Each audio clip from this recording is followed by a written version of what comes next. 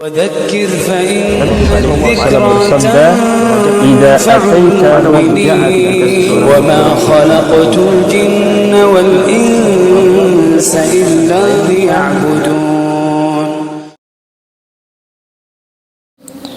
Limada arsalallahu ar-rusula? Untuk apa Allah Subhanahu wa taala mengutus para rasulnya? Terlebih dahulu beliau menanyakan tentang tujuan Allah Subhanahu wa taala mengutus para rasulnya. Dari Nabi Nuh alaihi salam sampai Nabi Muhammad sallallahu alaihi wasallam. Untuk apa Allah Subhanahu wa taala mengutus mereka di muka bumi ini? Untuk apa Allah Subhanahu wa taala menjadikan sebagian daripada manusia itu sebagai utusannya? Beliau rahimahullahu taala mengatakan, kata beliau, arsalahum lid-da'wati ila ibadatihi. Tujuan Allah Subhanahu wa taala mengutus para rasulnya di muka bumi ini adalah untuk mengajak beribadah kepada Allah Subhanahu wa taala.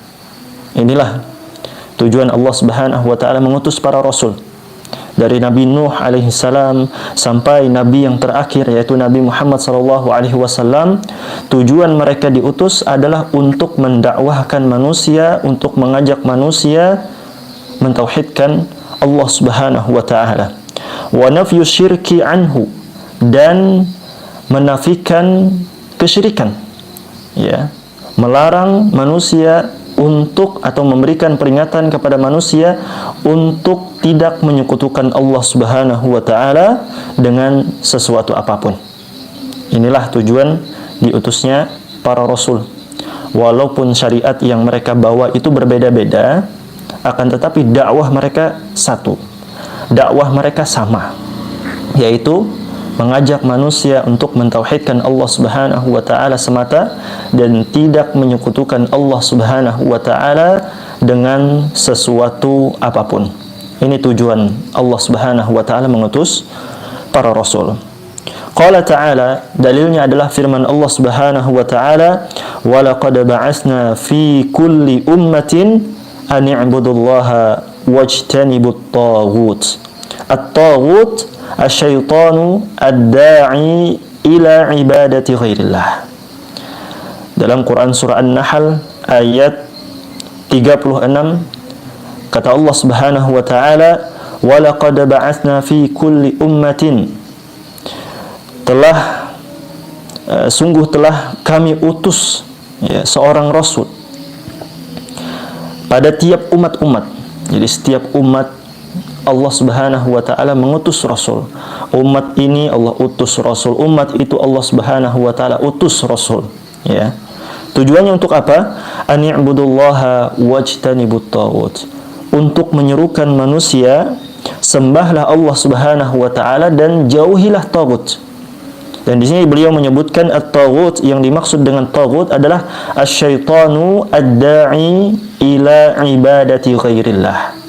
Yang dimaksud dengan taghut di sini adalah syaitan yang mengajak beribadah kepada selain Allah. Ya.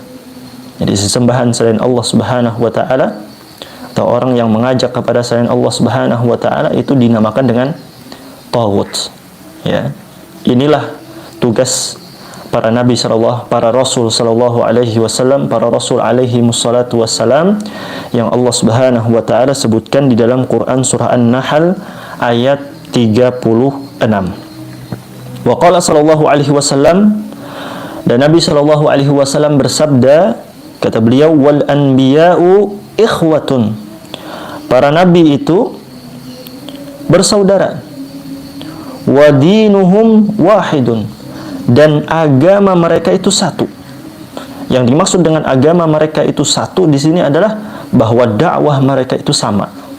Dakwah mereka itu adalah untuk mengajak manusia mentauhidkan Allah Subhanahu wa taala dan melarang manusia untuk mempersekutukan Allah atau menyekutukan Allah dengan sesuatu apapun.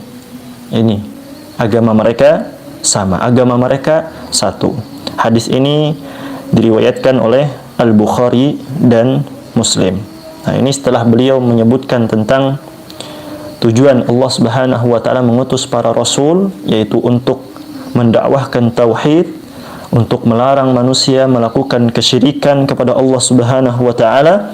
Baru kemudian setelah itu beliau menyebutkan tentang macam-macam tauhid.